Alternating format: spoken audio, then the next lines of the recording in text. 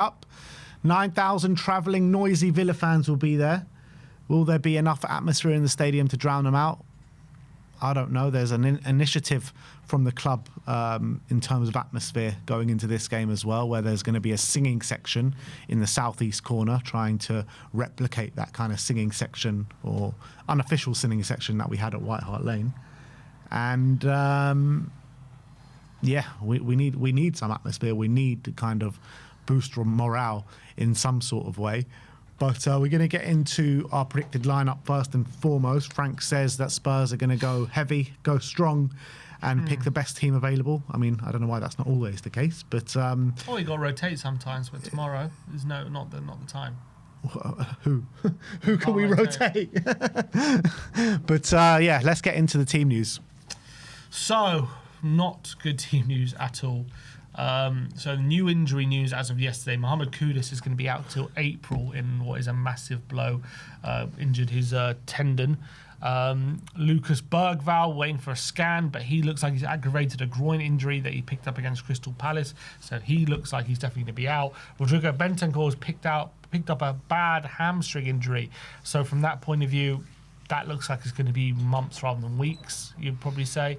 That's not a good one. So they're all out for tomorrow. Kulusevski is hopefully going to be back on the grass in a month's time and is not really kind of near a returning. Maddison still out for long term. Solanke maybe positive steps, as Frank's saying, so maybe we're close to return. He's been kind of in light training but not back yet.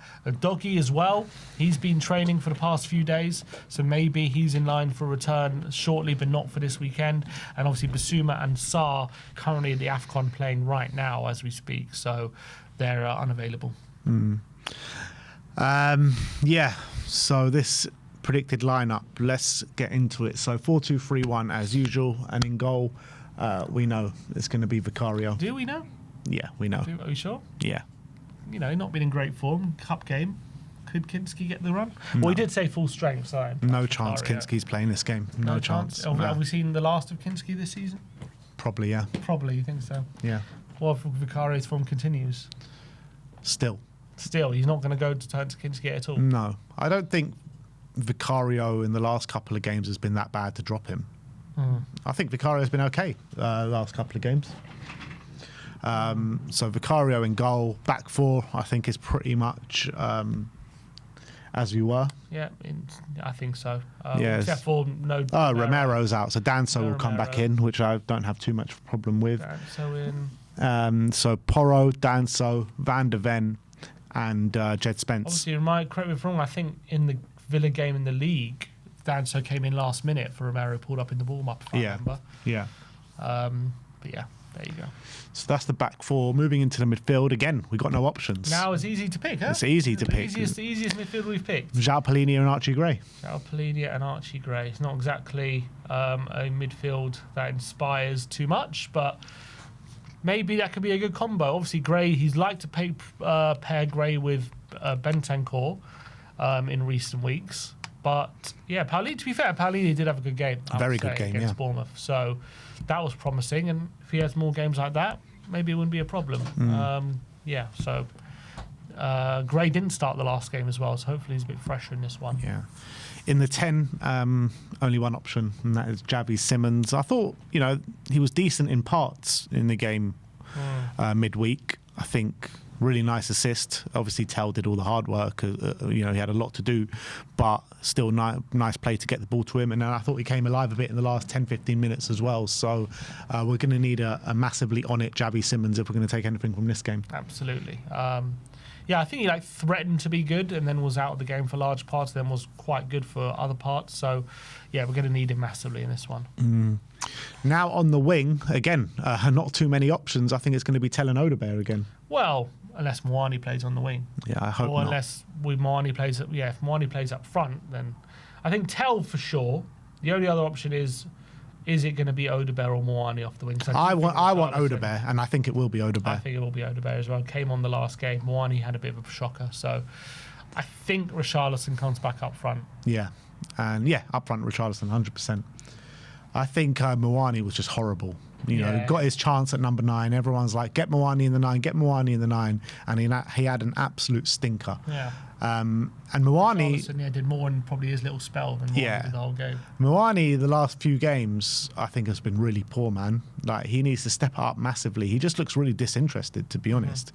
At least Richarlison, he's always going to try 100% and chase every ball down. Whatever you want to say about his quality on the ball or off the ball is fine. But I think you always know he gives 100%.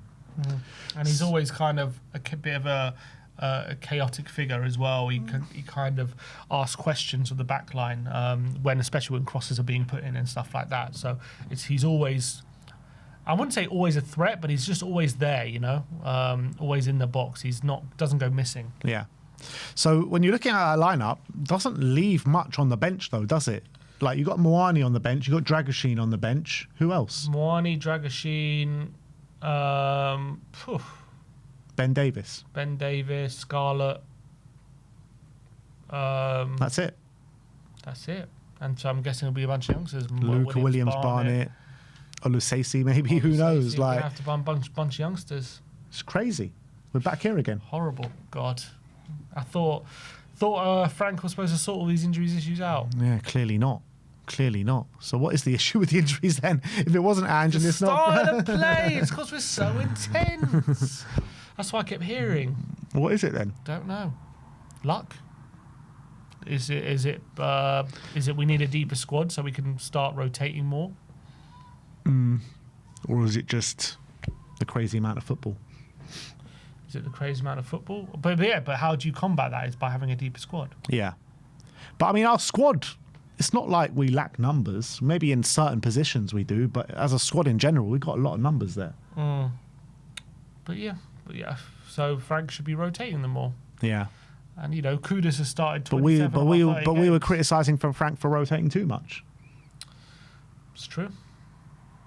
Some players, like Kudus hadn't, but I mean the rest of them have. Well, the rest of them aren't injured. Bergval, he got injured and brought him back. Bentancur, he hasn't rotated him, to be honest. He's played. I saw yesterday 29 out of 32 games this season. So he's clearly been overplayed. What, 22 starts or just games in general? No, started. And even for club and country this season, out of 32 games, he started 29. I saw this season. So that's given how much we've played, 29 out of 32. Yeah, so he started. So that's a problem. But again, I think the lack of depth is what's probably led to that. Yeah. In his opinion, anyway, he hasn't trusted some other players. Maybe he should have trusted Brennan more. We clearly hasn't fancied him because he sold him. So that's it's not squad depth, actually. It's just lack of trust in certain players in the depth. Yeah. So, but again, you could put it either way. As in terms of actually having a player there, we have. But similar to last season, we had players, but the manager didn't fancy them, so he weren't trusted. He thinks we wouldn't get the points if we played them, so we just ran the other players into the ground, and now we're in this situation. And obviously, so they're suffering from the same thing. Like basically, what we're saying is that we've got players there that need to be utilised more. Yeah. And Brennan Johnson, whatever your thoughts about Brennan Johnson was, he's good enough to play minutes. Yeah. I think Pape Sarr as well has been kept out of the team for a bit, and João Palhinha as well. Like these guys, they're good enough to play minutes.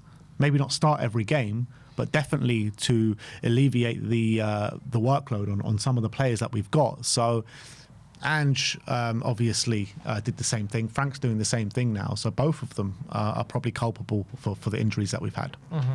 Agreed. But I think the root cause is the lack of quality in the squad. That's the root issue. Yeah. But the consequences are what we're seeing. Correct. All right, so this is the lineup that we're going for. Vicario in goal, Porro right back, Spence left back, Danso and Mickey van der Ven in the back two, Palhinha, Gray and Javi Simmons in the midfield, Odegaard on the right, Tell on the left and Richarlison up front. Score prediction. Does it go to extra time or a replay? I think it's extra time. Let's go. The replay's done now. What are we saying? Maybe they're just in the FA Cup third round. Is there replays or? I am going to go with 2-1 to Villa. Yeah. I reckon we take the lead, and I reckon Villa come back and win. Classic Villa. Yep. I'm going 3-1 Villa. 3-1. Ben's down in the dumps. No funny feelings. No nothing. It's not match day yet. Oh, okay. Wait till tomorrow. No replays. Extra time and pens. Okay. Apparently, Romano's just tweeted about Sousa saying it's done. Here we go. Not here we go, but he's done one of these. Oh right. Green tick emoji. Looks like we're going to get a here we go soon. All right, here we go soon from Fabrizio Romano on Sousa. But look, let's get in